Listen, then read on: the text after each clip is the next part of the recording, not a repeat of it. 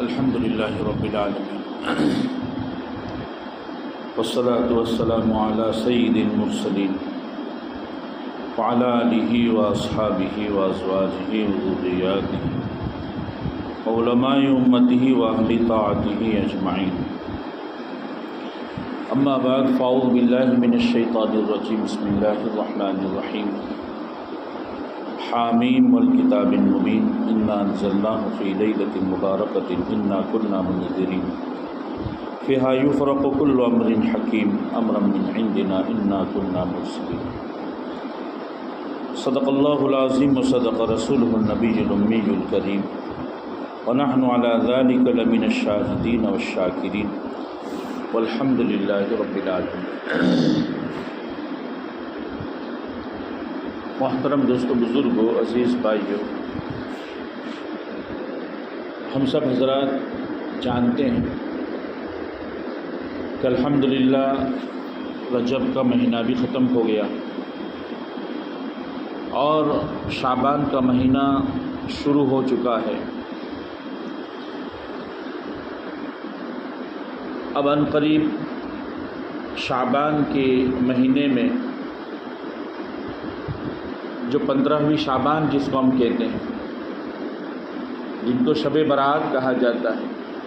جس کو لیلۃ البرکہ کہا جاتا ہے، وہ ان قریب آنے والی۔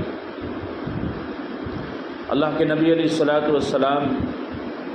جیسے ہی رجب کا مہینہ شروع ہوتا تھا، یہ دعا خود بھی پڑھتے تھے اور صحابہ کرام کو بھی تلقین فرماتے تھے کہ اللہم بارک لنا فی رجب و شعبان وبلغنا رمضان، کہ اللہ رجب کے مہینے میں بھی برکت عطا فرما اور شعبان کے مہینے میں بھی برکت عطا فرما، اور ہماری عمر اتنی لمبی فرما کہ ہم رمضان کا مہینہ پا سکیں۔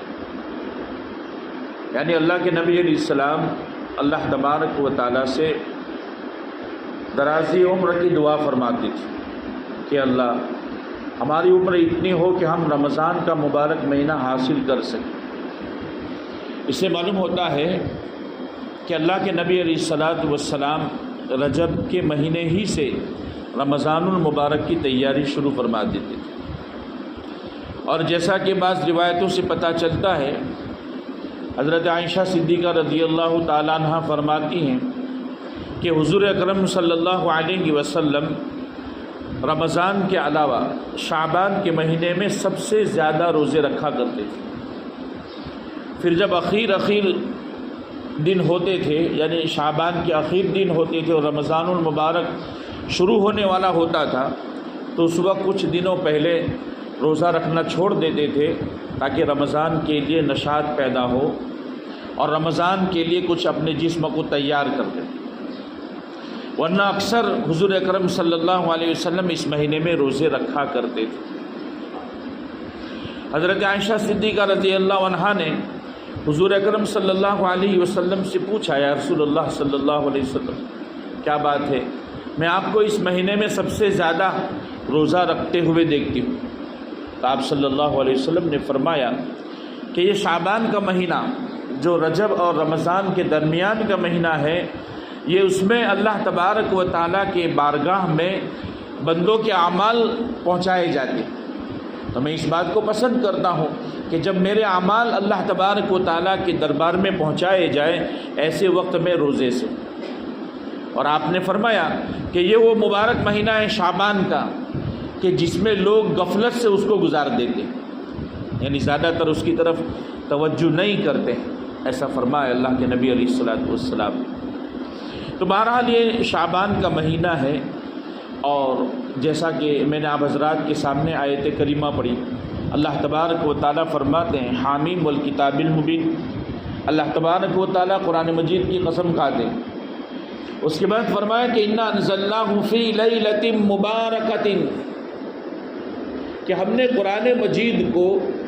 لیلۃ مبارکہ میں، یعنی برکت والی رات میں اس کو نازل فرمایا۔ بعض حضرات مفسرین فرماتے ہیں کہ اس سے شب قدر مراد ہے، زیادہ تر مفسرین یہی فرماتے ہیں، لیکن بعض حضرات مفسرین فرماتے ہیں کہ اس سے 15ویں شعبان مراد ہے۔ حضرات علماء کرام نے ان دونوں حضرات کے درمیان، ان دونوں مفسرین کے درمیان یہ تطبیق دی ہے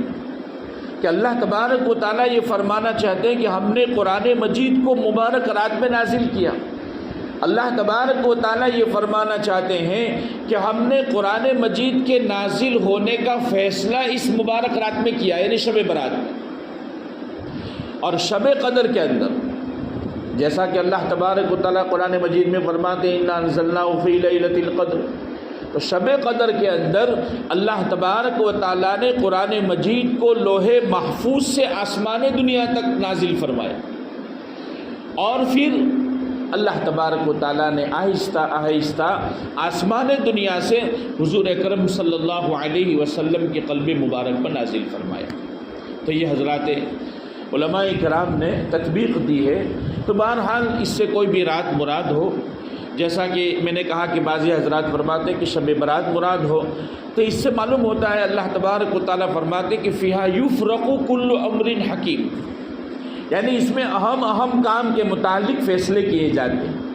اس میں بھی حضرات علماء یہی فرماتے ہیں کہ اس میں پورے سال کے اندر کون پیدا ہونے والا ہے، کون مرنے والا ہے، کن کا نکاح ہونے والا ہے، کس کو کتنی روزی دی جانے والی ہے، یہ ساری فہرست اللہ تبارک و تعالیٰ اس رات کے اندر، اس 15ویں شعبان کی رات میں اللہ تبارک و تعالیٰ فرشتوں کو سپرد فرما دیتے ہیں۔ پھر اس کا فیصلہ پھر شب قدر کے اندر ہوتا ہے، اور پھر پورا سال اس طریقے سے اللہ تبارک و تعالیٰ کا معاملہ چلتا ہے۔ تو بہرحال یہ جو رات آنے والی ہے وہ 15ویں شعبان کی رات ہے، اور جیسا کہ علماء کرام فرماتے ہیں کہ یہ رات جو ہے 10 صحابہ کرام سے مروی ہے۔ یہ جو رات ہے مبارک رات شب برات، وہ 10 صحابہ کرام سے، یعنی 10 روایات ایسی ہے جس میں صحابہ کرام نے اس رات کی فضیلت کو بتلایا اور اس رات کے متعلق فرمایا۔ تو معلوم ہوتا ہے کہ بعض حضرات جو یہ کہتے ہیں کہ اس رات کی کوئی حقیقت نہیں ہے، ان کی یہ بات درست نہیں ہے۔ یہ بات ہے کہ یہ روایات چاہے اگرچہ ضعیف ہیں، لیکن ضعیف روایات جب اس کی کثرت ہو جاتی ہے، جب وہ بڑھ جایا کرتے ہیں، جیسا کہ یہاں 10 روایات ہے، تو معلوم ہوتا ہے کہ وہ فضائل کے معاملے میں اس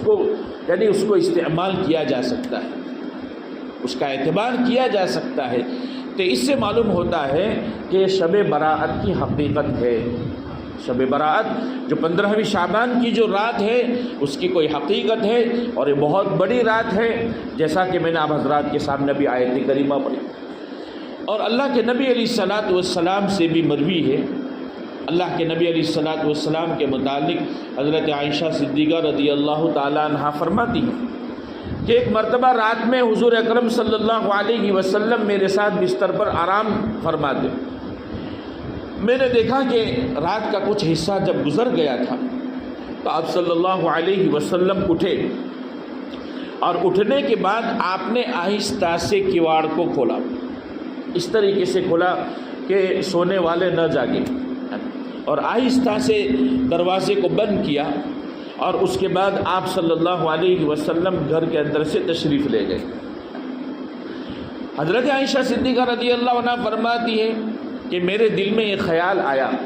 کہ ہو سکتا ہے کہ حضور اکرم صلی اللہ علیہ وسلم میرے کسی سوتن کے گھر گئے ہوں گے،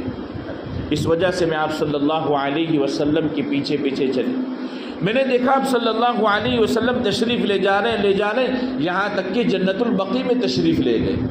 اور جنت البقیع میں تشریف لے جانے کے بعد آپ صلی اللہ علیہ وسلم نے ایک لمبا سجدہ فرمایا، اور آپ صلی اللہ علیہ وسلم اپنے لیے، اپنی امت کے لیے دعا مانگتے رہے۔ اس کے بعد حضرت عائشہ صدیقہ رضی اللہ عنہا فرماتی ہیں کہ میں واپس لوٹنے لگی، اور واپس لوٹ کر کے میں اپنے گھر آ گئی، اور اپنے گھر آ کر کے میں اپنے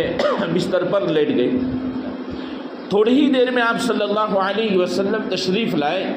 اور آپ صلی اللہ علیہ وسلم نے دیکھا کہ میری سانس پھول رہی ہے، چلنے کی وجہ سے میری سانس پھول رہی تھی۔ آپ صلی اللہ علیہ وسلم سمجھ گئے اور فوری طور پر یہ فرمایا کہ تیرے دل میں یہ خیال آیا ہوگا کہ میں کسی سوتن کے گھر گیا تھا، ایسا نہیں تھا، بلکہ یہ عائشہ حضرت جبرائیل علیہ السلام میرے پاس تشریف لائے اور فرمایا کہ آج 15ویں شعبان کی رات ہے۔ چنانچہ میں گیا اور جا کر کے میں جنت البقیع میں گیا اور وہاں میں نے سجدہ کیا، وہاں میں نے اپنے لیے اور اپنے امت کے لیے دعائیں مانگی۔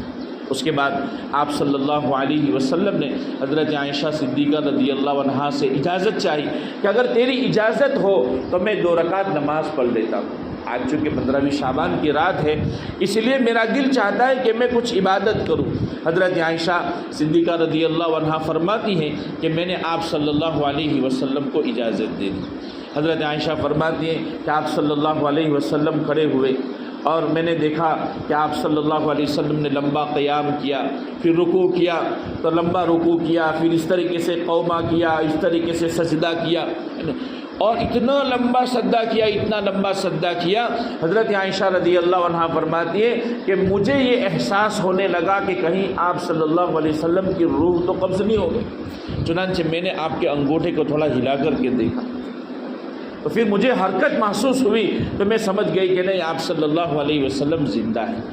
پھر حضرت عائشہ رضی اللہ تعالیٰ عنہ فرماتی ہیں کہ میں نے سنا حضور صلی اللہ علیہ وسلم سے کہ آپ صلی اللہ علیہ وسلم سجدے میں کوئی دعا فرما رہے ہیں،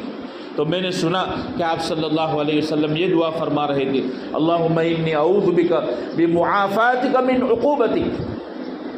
یعنی اللہ کے نبی صلی اللہ علیہ وسلم یہ دعا فرماتے ہیں کہ اے اللہ، میں آپ کے عفو و درگزر کی، آپ کے معافی کی پناہ لیتا ہوں آپ کی سزا کے مقابلے،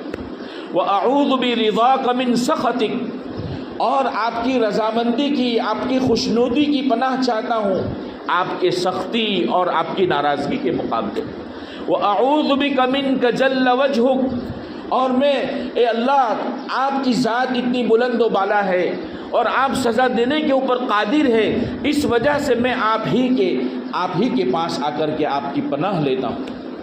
پھر فرمایا اللہ کے نبی علیہ السلام نے، اللہم لا احصی ثناء علیک انت کما اثنیت علی نفسی، اے اللہ تبارک و تعالی ہم آپ کے شایان شان آپ کی تعریف کر ہی نہیں سکتے جیسا کہ آپ نے خود اپنی تعریف فرمائی۔ یہ دعا اللہ کے نبی علیہ السلام نے سجدے کے اندر فرمائی، حضرت عائشہ صدیقہ رضی اللہ تعالیٰ عنہا نے سنا۔ معلوم ہوا کہ اس رات کی فضیلت موجود ہے اور حضور اکرم صلی اللہ تعالیٰ علیہ وسلم سے بھی اس رات میں عبادت کرنا ثابت ہے۔ خود ایک حدیث پاک کے اندر آتا ہے کہ اللہ کے نبی علیہ السلام ارشاد فرماتے ہیں کہ جب یہ رات ہوتی ہے، یعنی شب براءت کی رات جب ہوتی ہے، تو اللہ تبارک و تعالی جیسے ہی سورج غروب ہوتا ہے، اللہ تبارک و تعالی آسمان دنیا پر تشریف لاتے ہیں اور آسمان دنیا پر تشریف لا کر کے ندا دیتے ہیں باقاعدہ۔ اللہ تبارک و تعالی یہ ندا دیتے ہیں، هل من مستغفر فاغفر له، ہے کوئی مغفرت کا طلبگار، ہے کوئی معافی چاہنے والا، میں اس کی مغفرت کروں۔ هل من مسترزق فارزقه، ہے کوئی روزی کا طلبگار، ہے کوئی روزی کو چاہنے والا، میں اس کو روزی عطا کروں۔ هل من مبتلا فاعافیہ، ہے کوئی مصیبت زدہ، ہے کوئی پریشان حال، میں اس کی پریشانی کو دور کروں، میں اس کی مصیبت کو دور کروں۔ اللہ تبارک و تعالیٰ یہ اعلان فرماتے رہتے، ندا فرماتے رہتے، یہاں تک کہ صبح صادق ہو جاتی۔ معلوم ہوا کہ اس رات کے اندر خاص طور پر اپنے گناہوں سے معافی چاہنی چاہیے، خاص طور پر نوافل کا اہتمام کرنا چاہیے اور خاص طور پر دعاؤں کا اہتمام کرنا چاہیے، صلاۃ التوبہ پڑھنی چاہیے اور اس طریقے سے اللہ تبارک و تعالیٰ سے رو رو کر اپنے گناہوں کی معافی چاہنی چاہیے۔ معلوم ہوا کہ اللہ کے نبی علیہ السلام بھی